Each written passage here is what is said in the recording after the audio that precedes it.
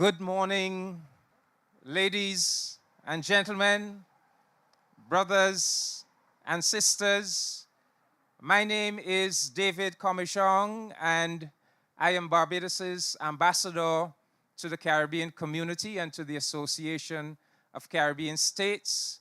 And it is my pleasure, my honor, and privilege not only to be your master of ceremonies for this important event this morning, but also to extend to you a warm welcome and to wish you all a happy Africa-CARICOM Day 2023.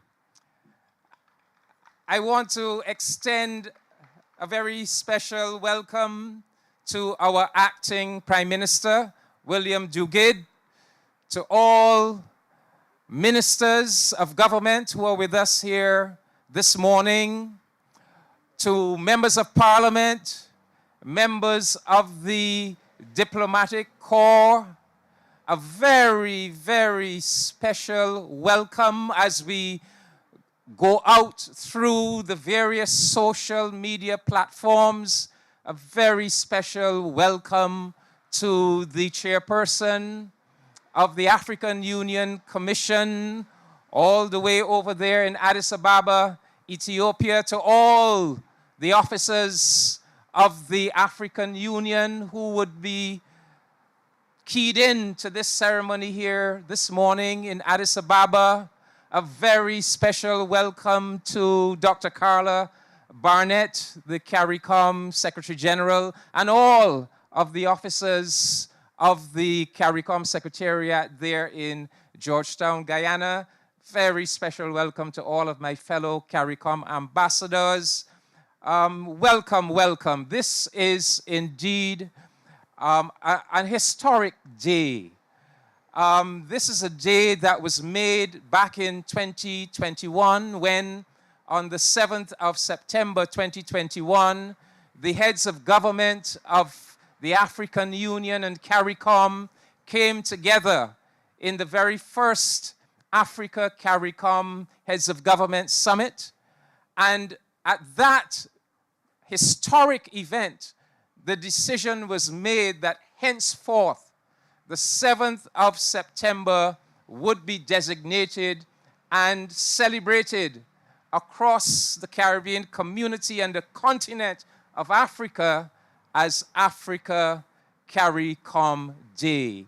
A day on which we come together to celebrate our unity, a day on which we come together to lift up our Pan-African heritage as sons and daughters of Africa, a day on which we come together to remind ourselves of the agenda that we agreed upon back in September 2021, that agenda that says that henceforth Africa and the Caribbean must be partners in development. The African Union and CARICOM must be partners in development.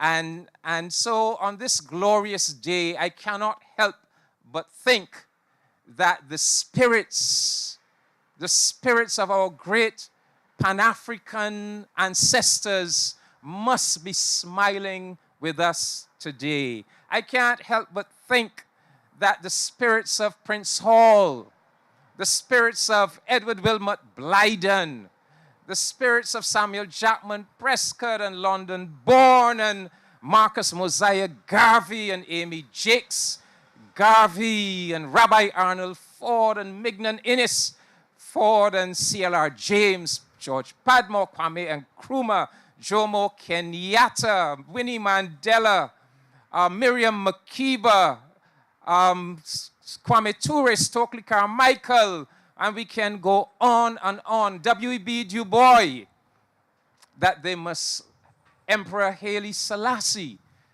their spirits are smiling with us today as we come together, the Caribbean and Africa, as we bring together our Pan-African family.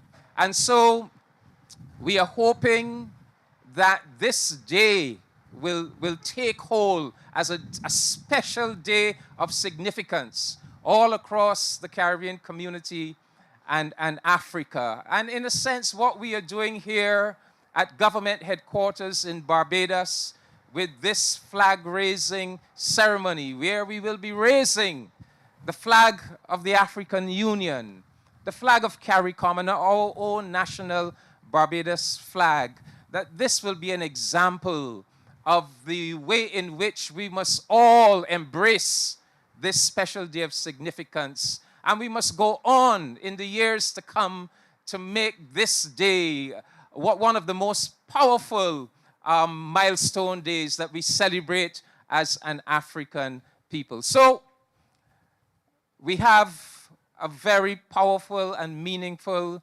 ceremony in store for you this morning. And in order to set the tone, in order to invoke the arts to help us to set the right tone for what is to follow, I am going to invite to the stage one of the great artists of Barbados. I wish to invite to the stage none other than the great Marissa Lindsay, and she is going to give us a song of welcome, a song of inspiration, a song that is beckoning us to a bright future as African people. Please, ladies and gentlemen, make her feel very welcome as she comes to the stage to perform for us the song entitled Rise Up.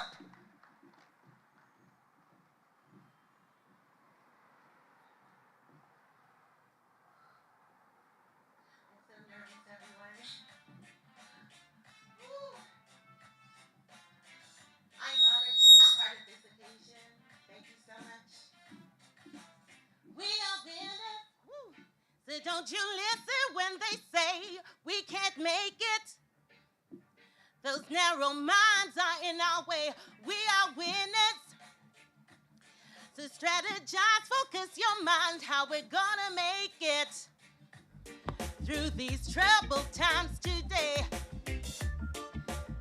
God bless the hands and the thoughts and the minds and the will of the people that do this work, this wonderful work, necessary work. We are one, each one in a million, shining bright in each of our nations. Filled with joy, we join the celebration. Africa and CARICOM, stand as one, stand as one. Oh, Africa and CARICOM, stand as one, stand as one. We are winners, and there is so much more to do, but we can make it. Each day we craft our destiny. We are winners, so don't you ever let them say we can't make it. We craft our destiny. Father Lord, come here today in celebration of this unification, and we praise our Creator across the diaspora. We are one, each one in a million, shining bright in each of our nations. Rise up, Africa and CARICOM, stand as one, stand as one.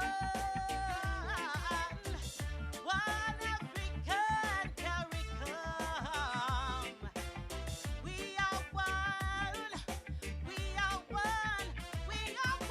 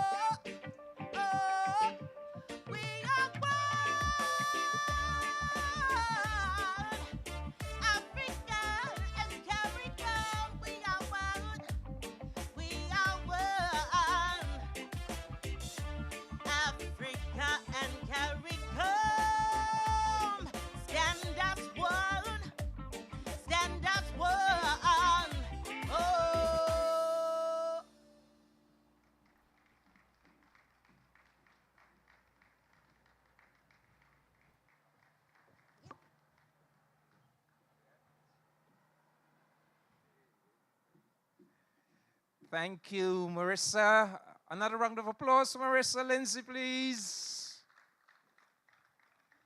So the tone is set.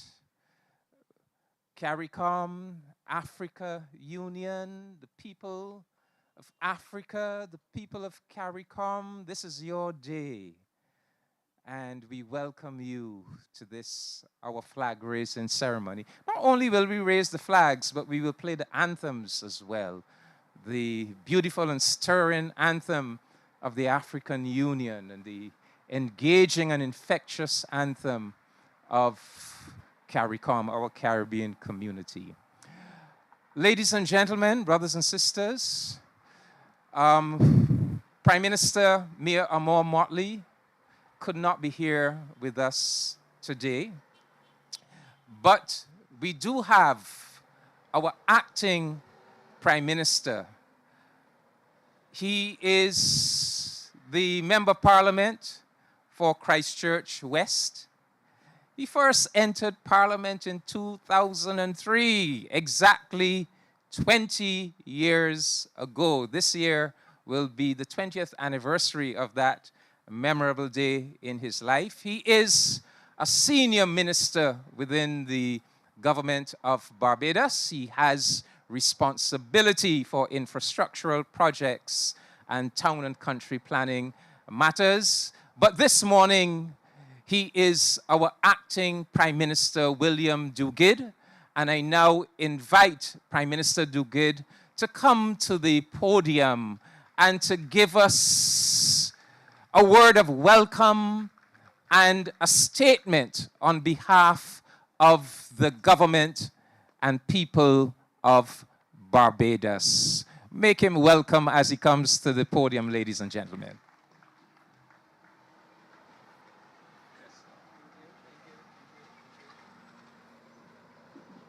Good morning. Good morning. Thank you, Master of Ceremonies, Ambassador Commission, members of Cabinet, members of Parliament, Dr. the Most Honorable Anthony Carter, Cultural Ambassador Extraordinaire, Mr. Leo Preville, Special Representative of CARICOM Secretary General, Professor David Akombo, Dean, Faculty of Culture, Creative and Performing Arts, University of the West Indies, Cave Hill Campus, University of the West Indies Permanent Secretaries and officers of related grade, representatives of the Barbados Police Force and the Barbados Defense Force, representatives from CARICOM and CARICOM agencies headquartered in Barbados, honorary councils, members of the Social Partnership, representatives from the University of the West Indies, representatives of the local Ghanaian organization, Pan-African Coalition of Organizations, Clement Payne Movement, Israel Lovell Foundation, and Barvin. CARICOM Youth Ambassadors, all those persons who are joining us online from our missions overseas, other specially invited guests, members of the media. A warm and most pleasant good morning to you from the forecourt of government headquarters here on Bay Street. Today, we celebrate Africa-CARICOM Day. This brand new day of significance for the nations and people of Africa and the Caribbean community is one of the principal outcomes of the first Africa-CARICOM Summit that was held on the 7th of September 2021. An historic summit that established the foundation for a new and enhanced partnership between Africa and the Caribbean, between the African Union, AU, and the Caribbean community, CARICOM. Both CARICOM and the AU come to this long overdue rendezvous with their own unique strengths and qualities, but also with a shared heritage that is rooted not merely in a common ancestry, but also in a common history of struggling together, dreaming together, organizing and achieving together. So with that history to inspire and guide us, Africa and the Caribbean, the AU and CARICOM have now come together in a renewed and enhanced partnership in these beginning years of the third decade of the 21st century. Not only have we come together to coordinate our efforts to repair the currently existing international economic and political order and gain for ourselves our rightful place in world affairs, but we've also come together to repair and restructure our own Africa-Caribbean relationship. Indeed, we have come together to carry through the cultural repairs and the economic, organizational, and institutional restructuring that will deliver to us greater African-Caribbean engagements, collaborations, strength, and self-reliance. These were the sentiments and aspirations that we brought with us when on the 7th of September 2021, the heads of government of Africa and the Caribbean staged the first Africa-CARICOM Heads of Government Summit. What was truly significant about the summit was the very concrete, groundbreaking initiatives and projects that were agreed to and that were outlined in the communique issued at the conclusion of the summit. We reaffirmed our commitment to uphold and strengthen multilateralism and urged the need to reform international financial institutions in order to ensure greater inclusion and equitable representation, called for the lifting of unilateral economic sanctions and embargoes against Cuba and Zimbabwe, and committed ourselves to press for reparative justice. Without doubt, this is a very relevant and visionary agenda, but it must be acknowledged that 2 years on, much still needs to be done to operationalize it. Furthermore, one can argue that events that have taken place over the past 2 years have made the need for Africa and the Caribbean community to establish institutions of collaboration and coordination even more compelling. I refer to such events as the constantly deepening security, governance, and humanitarian crisis in our Caribbean nation, Haiti, as well as the military coup in the West African nation of Niger, and the deadly and tragic civil wars that have so scarred the nations of Ethiopia and Sudan. I also wish to reiterate and reemphasize that the AU and CARICOM must join forces and fight for a greater presence, a greater input and say in all the important international policy and decision-making institutions and processes. Similarly, Africa and the Caribbean, the AU and CARICOM must join forces to establish as a central principle of international law and policy that the nations and peoples of Africa and the Caribbean are now possessed of a fundamental and non-negotiable right to development with the appropriate assistance. Indeed, this principle is at the very heart of reparative justice. The campaign that we in CARICOM are inviting the AU to join us in. There is so much for us in the AU and CARICOM to do and accomplish together. Let us therefore use this celebration of Africa-CARICOM Day to rededicate ourselves to the bold, visionary, and so very necessary work program that we designed for ourselves at that unforgettable Africa-CARICOM Day 2 years ago. Happy Africa-CARICOM Day to all my brothers and sisters across Africa and the African diaspora. I thank you.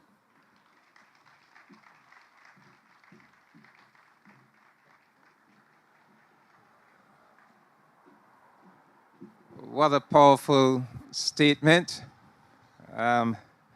This is why we can call our minister a heavy roller.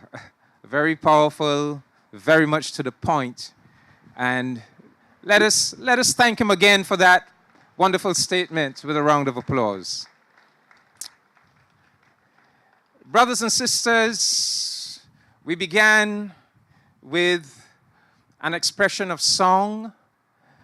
We now want to bring to the stage the art form of dance. And we have with us a group that represents a combination of the Rhythm Tribe Dance Group of Barbados and our University of the West Indies Cave Hill Dance Ensemble. And they're going to present a dance that is extremely appropriate for today. The title of the dance, choreographed by Aisha Comishong, the title is One Flies, All Soar. I want to repeat that. One flies, all soar. In other words, the dance is telling us that when we come together and we act in unity and collectively, that we soar, that we exceed anything that we could have done as a singular entity. So, ladies and gentlemen, I now give to you Rhythm Tribe and the UWE Cave Hill Dance Ensemble with One Flies, All Soar. Do we move? I think we may need to move the podium.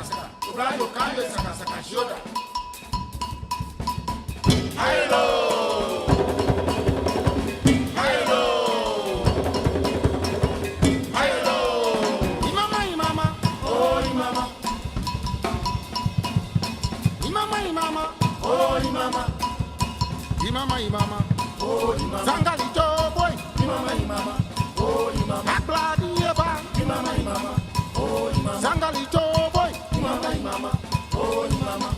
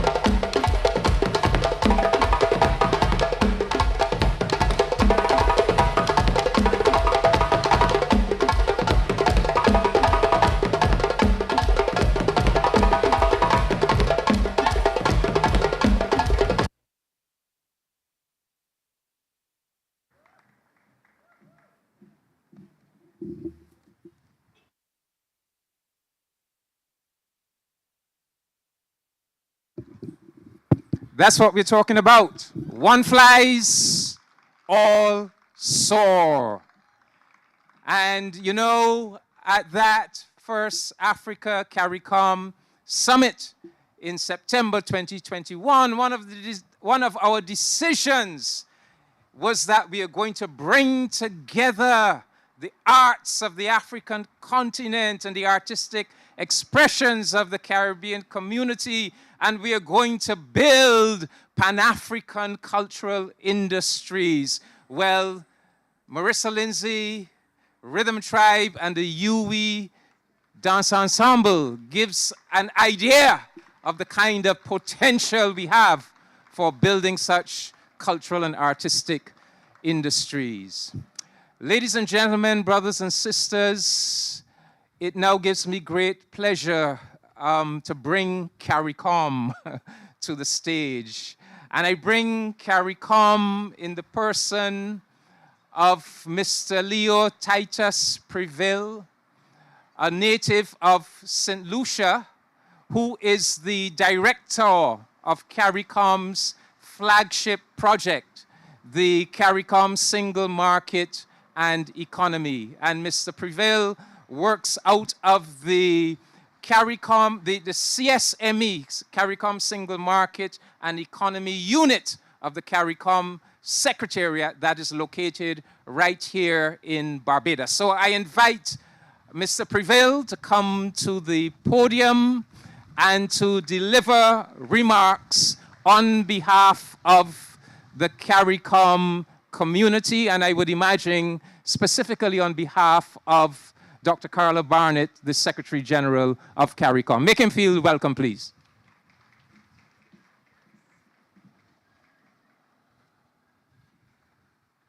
Thank you very much, Ambassador. I will accept the protocol that the Acting Prime Minister so eloquently established early on. Acting Prime Minister, if your permission. So I recognize the Acting Prime Minister, William Dugid. Distinguished guests, ladies and gentlemen. It gives me great pleasure to deliver these remarks on behalf of the Secretary General of CARICOM. Thank you very much. So it gives me great pleasure to deliver these remarks on behalf of the Secretary General of CARICOM, Dr. Carla Barnett, at this flag-raising ceremony in observance of the second annual Africa-CARICOM Day. The people of the Caribbean community share deep historical links with Africa and are committed to forging a shared future of progress, sustainable development, and prosperity. This commitment has been reinforced through actions led by visionary leaders of the continent and the community, from the historic struggles against the heinous transatlantic trade in and enslavement of Africans, to the movements for decolonization, and now the modern push to protect our planet and reshape the global order. To this end, CARICOM looks forward to building on the foundation laid by the historic Africa-CARICOM Summit of September 2021, which established the ambitious agenda for cooperation between the continent and the community. We are pleased that many of the summit's goals are already being advanced through deliberate action. Amongst the most impactful of these has been the Africa-Caribbean Trade and Investment Forum, which was spearheaded by the government of Barbados in 2022. At that forum, the chairman of CARICOM said, and I quote, "The Caribbean community looks forward to a strengthened trade and economic partnership with Africa in the years ahead," unquote. The forum facilitated constructive dialogue and strong government-to-government and business-to-business contacts among the private sector of the two regions. Just a few weeks ago, here in Barbados, we saw the launch of the Afri-Exim Bank Caribbean office, building on the bank's commitment to support CARICOM as part of the 6th region of the African Union. 9 member states have signed partnership agreements with Afri-Exim Bank, which has committed to extending $1.5 billion US dollars, a line of credit of that magnitude, to CARICOM member states. Already, the bank has indicated its willingness to consider doubling the line of credit once partnership agreements have been signed with the remaining member states of CARICOM.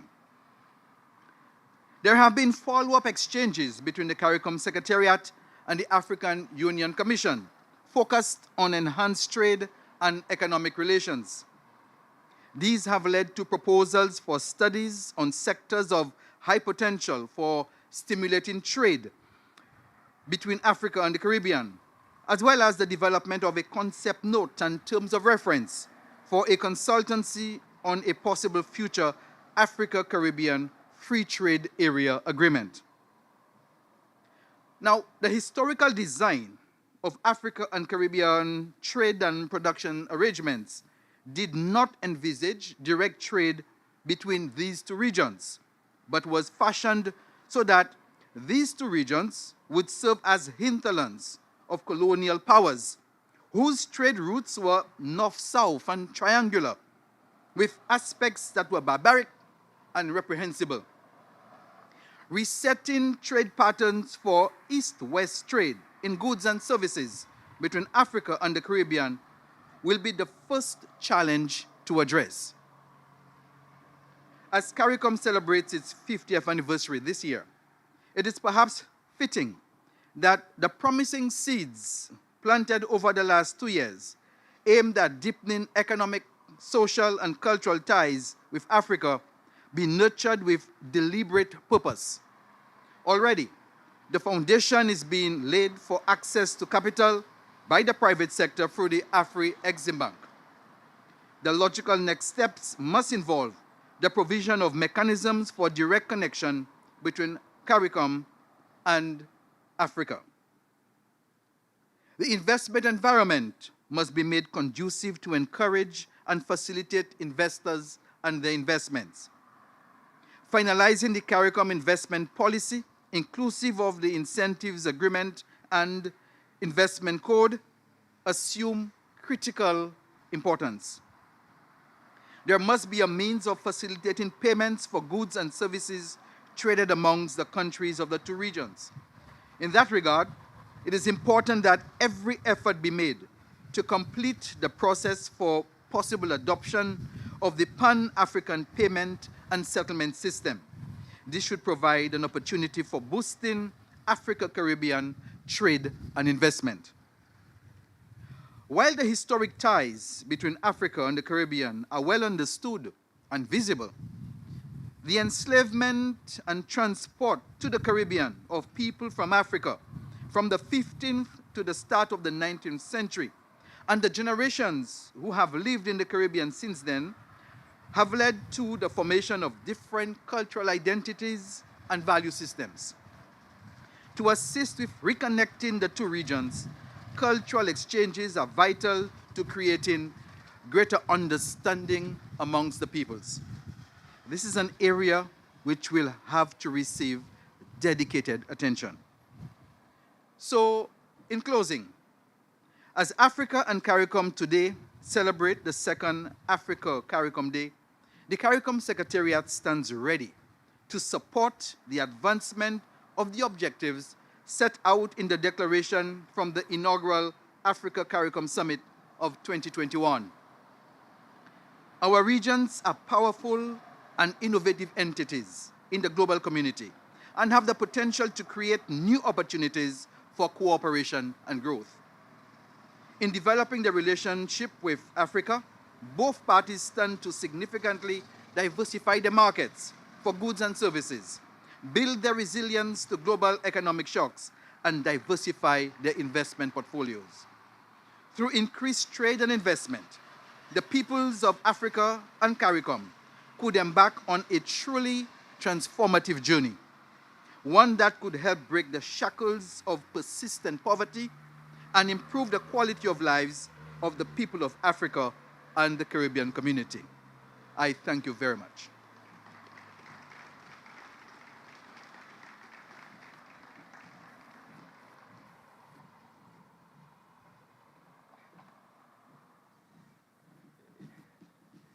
Okay, we thank Leo for delivering that message on behalf of our entire Caribbean community at this venue in Barbados, our government headquarters.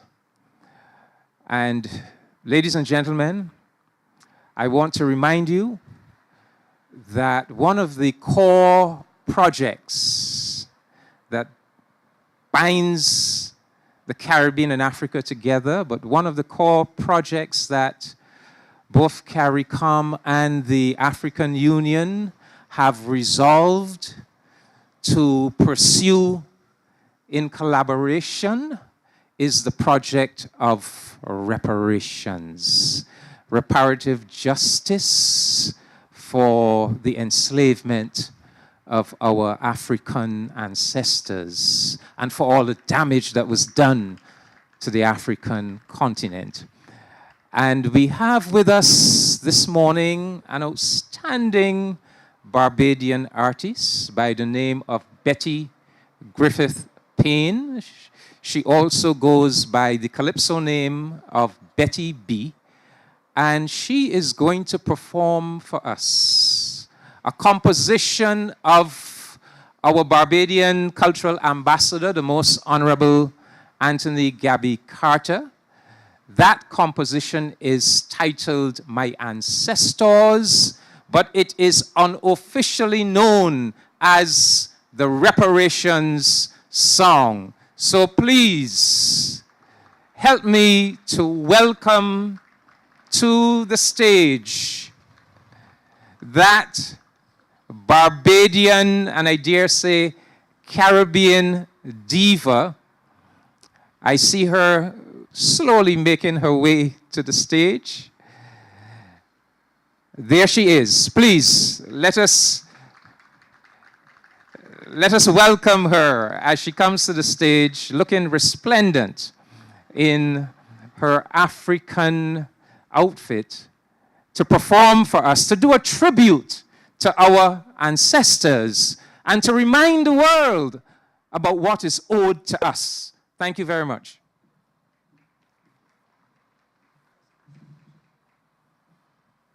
Good morning, ladies and gentlemen.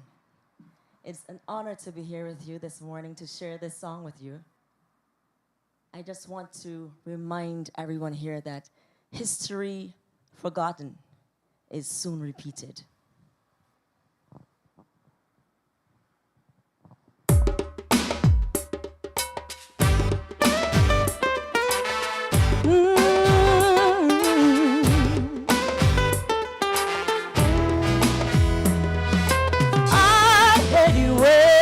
Me ancestors crossing the Atlantic Sea.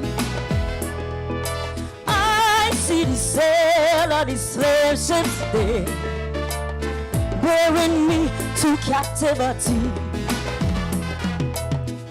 My eyes fill up with tears are crying, draped in chains from head to toe. Right next to me, somebody dying. I didn't know if it was me who'd be next to go. Oh,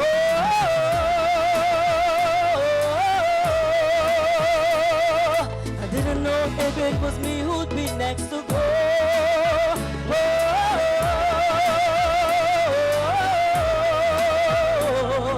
I didn't know if it was me who'd be next to go.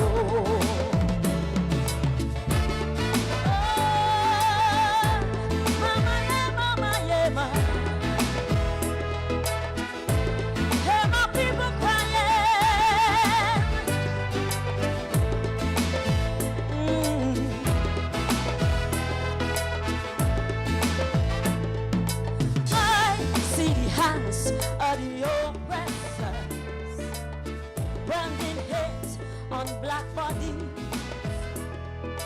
I feel the whip of the slave master raining pain all over me. If you could hear the children crying, pools of red gruesomely on display, them Europeans were so frightening. I'm longing to see a better day. Oh yeah, oh yeah, oh yeah, oh yeah. I'm longing to see a better day. Oh yeah, oh yeah, oh yeah, oh yeah. I'm longing to see a better day. Oh. Can you hear the children crying? Mama, help me, Lord.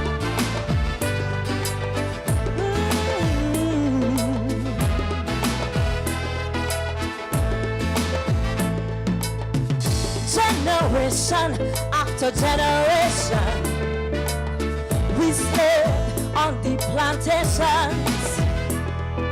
We taught the free here in this island. with no kind of compensation. If you could only see the picture that I paint so vividly, then you would have no hesitation to agree they owe reparations to we. You must agree, you must agree. Europeans owe reparations to we. You must agree, you must agree. Them people owe reparations to we. Don't forget or dismiss my ancestors. This country was built on this sweat and tears. It's time for our children to prosper. Let's rebuild our empire, a legacy to last through the years.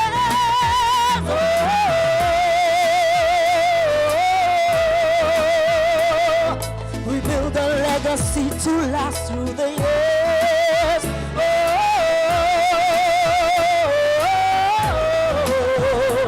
Let's rebuild a legacy to last through the years.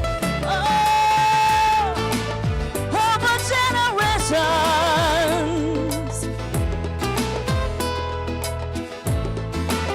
Over generations. Over generations. Then people owe reparations to we. Then people owe reparations to we. Then people owe reparations to we. Then people owe reparations to we.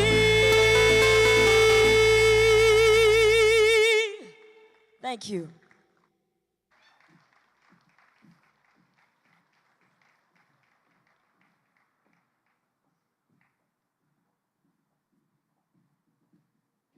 Yes, Betty, we do agree. Them people owe reparations to we. And so say we all in the Caribbean community and all across the continent of Africa. Brothers and sisters, you have heard from the government and people of Barbados in the person of our acting Prime Minister. You have heard from CARICOM in the person of the director of the CSME. And now we need to hear from the continent of Africa. We need to hear a voice that speaks for the people of the continent of Africa. And we are fortunate to have with us in Barbados a very distinguished native of Kenya. He is Professor David Akombo. He is an ethnomusicologist by profession. He is the Dean of the Faculty of Culture, Creative and Performing Arts at the KFIL campus of the University of the West Indies. And he is a world-renowned music educator, an educator, a researcher, and a scholar in the fields of music education, as well in the field of interdisciplinary research in arts and health. And so we could think of no better person to represent the continent of Africa, to speak on behalf of the people of Africa at this Africa-CARICOM Day ceremony. And so I invite Professor David Akombo, please grace us with your presence on the podium. Ladies and gentlemen, give him a warm welcome as he approaches the stage.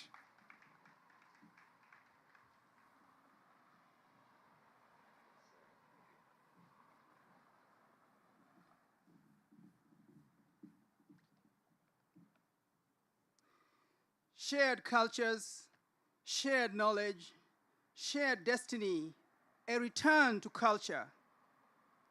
Acting Prime Minister William Duguid, distinguished guests, the protocol has already been established. Good morning. I'm honored to share my remarks on this occasion of the celebration of Africa Union CARICOM Day. The title of my short presentation is Shared Cultures, Shared Knowledge, Shared Destiny, a Return to Culture.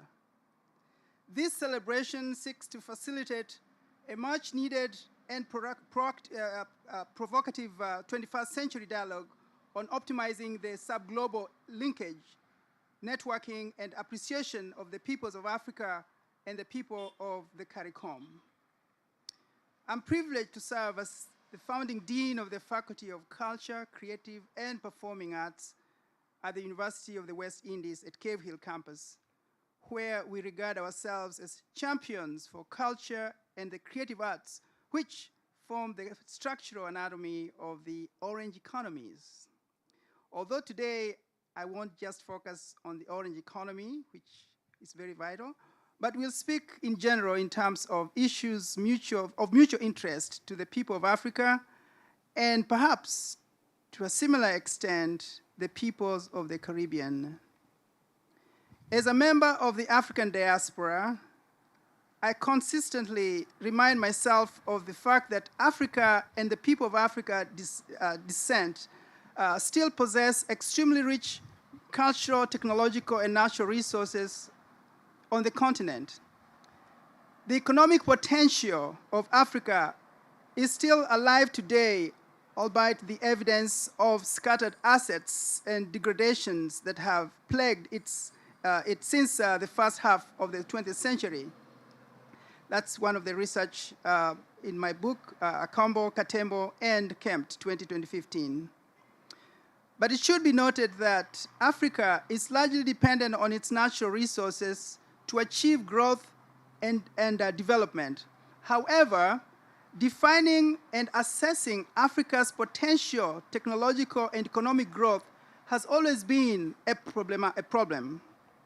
This is largely due to Africa's 21st century challenges, including the adverse impact of climate change leading to increase in water scarcity, the loss of biodiversity and ecosystem, partly due to desertification, low resilience to natural disasters, energy crisis due to increase in demand, food crisis and food security, including genetically modified crops, limited benefits from globalization, health security, the global financial crisis, drug and human trafficking and piracy, intellectual property rights infringement, low penetration of ICT services, urbanization, the need to develop better disaster response mechanisms, technology and knowledge transfer, political instability, among others.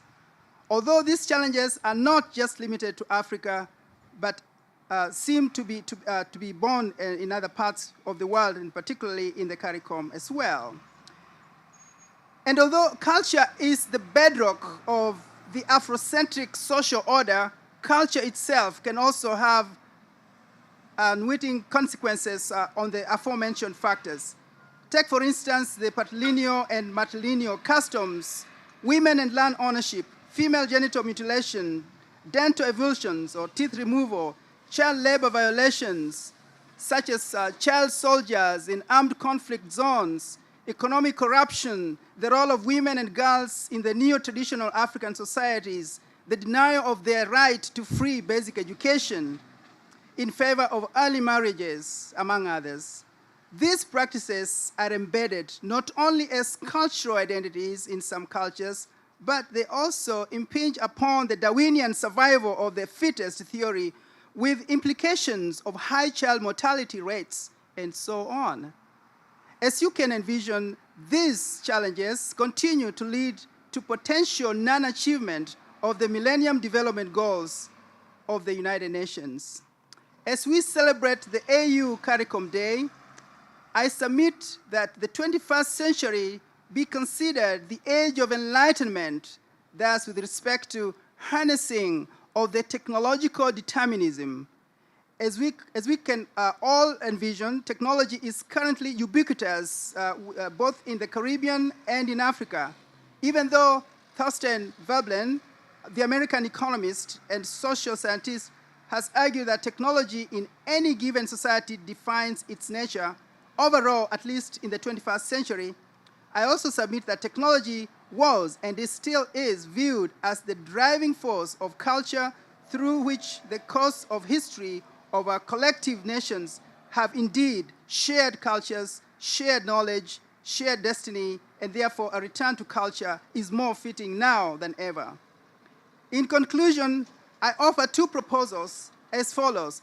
First, I propose the idea of the AU CARICOM Age of Enlightenment, in which a targeted aim should be built a socio-economic, socio-cultural, and a scientific revolution that goes in tandem with the goals already identified or defined by the United Nations. The AU CARICOM Age of Enlightenment should be a period of scientific awakening centered on the interrogation of the drawbacks that impede the quick realization of socio-economic development between Africa and the CARICOM nations. Second, I propose the idea of return to culture, in which the peoples of Africa and those of the CARICOM nations make a deliberate effort to align themselves with exaltation of experiences based on their shared histories, shared cultures, and a sense of a common identity forged by the events of history both in Africa and the CARICOM. A return to culture can have positive implications that can lead to the Afrocentric intuition of Ubuntu, thereby advancing and leveraging conditions that are suitable for technological development, knowledge exchange, and economic integration to bolster the economic trade of the people of these regions, starting with microfinancing for village farmers, to community tradesmen, to national institutions, to the continental and regional corporate banks on the continent of Africa and the archipelagos of the Caribbean nations, at the backdrop of all-encompassing God-given freedom in pursuit of life, liberty, and happiness. Thank you, ladies and gentlemen.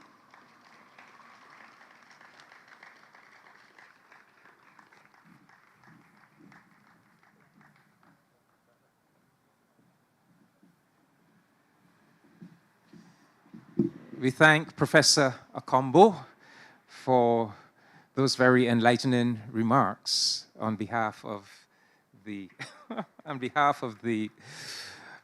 continent and people of Africa. Brothers and sisters, we have now come to the high point of this morning's ceremony here at government headquarters in Barbados, the flag-raising part of our ceremony. And it is so appropriate that we will be raising the flags under the gaze of the statue of the Right Excellent Sir Grantley Adams, who was not merely the Premier of Barbados, but was the first and the only Prime Minister of the West Indies Federation that lasted from 1958 to 1962, and indeed was one of the champions par excellence, one of the architects par excellence of our Caribbean integration movement. So this is how we are going to do the flag raising ceremony. I'm first going to invite the three representatives of Barbados, CARICOM, and Africa, Acting Prime Minister William Dugid, Mr. Leo Titus Preville, and Professor David Akombo. I'm going to invite them to take up their positions by the three flagpoles. And once they have taken up their positions, I'm going to invite you, the members of the audience, to, in a sense, follow them, and you will be directed where to take up your positions so that you could witness the flag-raising ceremony. And once we have accomplished the flag-raising ceremony, we will come back here because we will then have a reflection on the three anthems, the anthem of Barbados, the CARICOM song or anthem and the African Union anthem.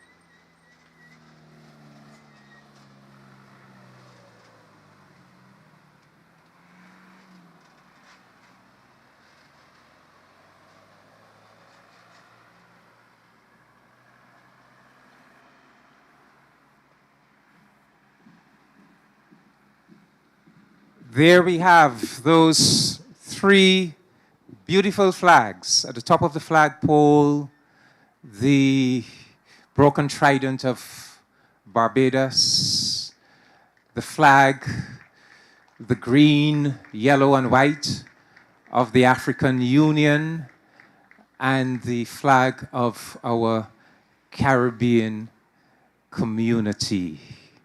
This is historic, ladies and gentlemen. It has certainly never happened in Barbados before, and it may very well have never happened in any other country prior to this morning, to have a ceremony where these three flags fly so proudly. And we now ask everyone to make their way back to, perhaps we should have the three dignitaries make their way first, and then everyone else could follow them.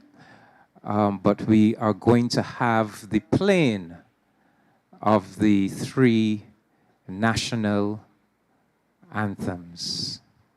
So please make your way back to the tent area.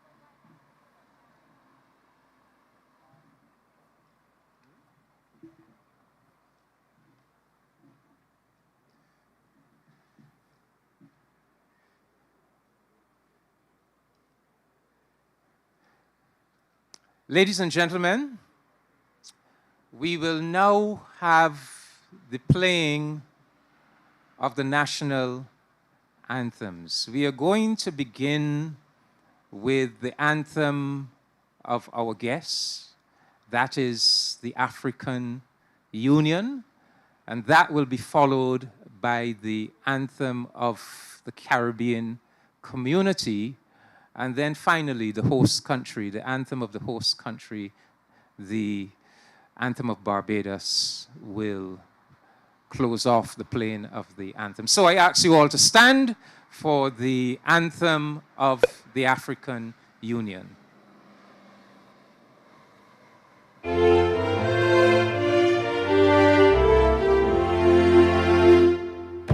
Let us all unite and celebrate together the victories won for our liberation.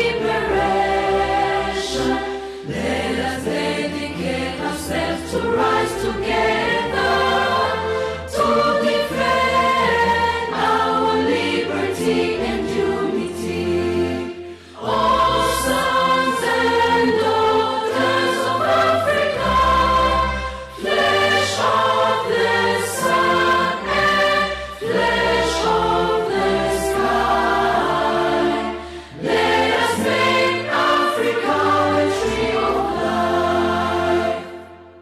Let us all unite and sing together to uphold the bonds that frame our destiny. Let us dedicate ourselves to fight together for lasting peace and justice on earth. All sons and daughters of Africa, flesh of the sun and flesh of the sky, let us make Africa the tree of life. Let us all unite and toil together to give the best we have to Africa, the cradle of mankind and fount of culture, our pride and hope at break of dawn. All sons and daughters of Africa, flesh of the sun and flesh of the sky, let us make Africa the tree of life.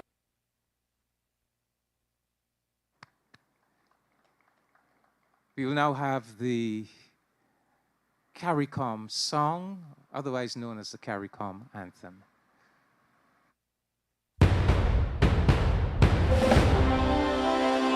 From many distant lands, our forefathers came, some seeking adventure, some bound in chains. Through battles waged and fought, through victory and pain, by test of their courage, our freedom was gained. In homage to those gone before us, the heroes of lands in the sun, we vow to join hands and to focus on building one Caribbean. Raise your voices high, sing of your Caribbean pride. Sing it loud and strong, feel our hearts beat as one. Celebrate in song as we rise to heights where we belong. Sound the victory drum for CARICOM. Though great and diverse be our ethnicities, the bonds that unite us are stronger than these.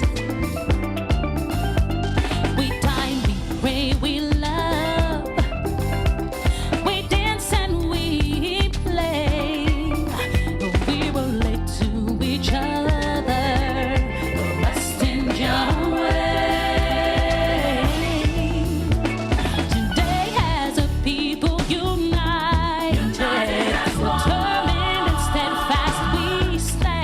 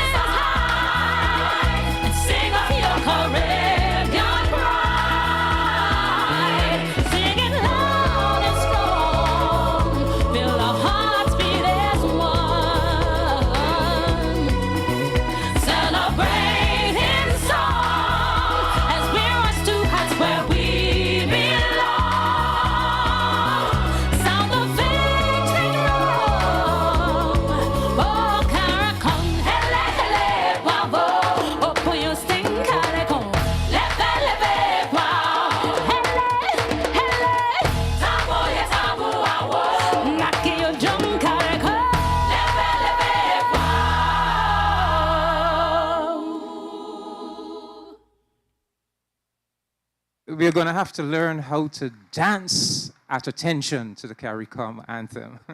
It is so infectious. Ladies and gentlemen, we now have in plenty and in time of need the national anthem of the Republic of Barbados.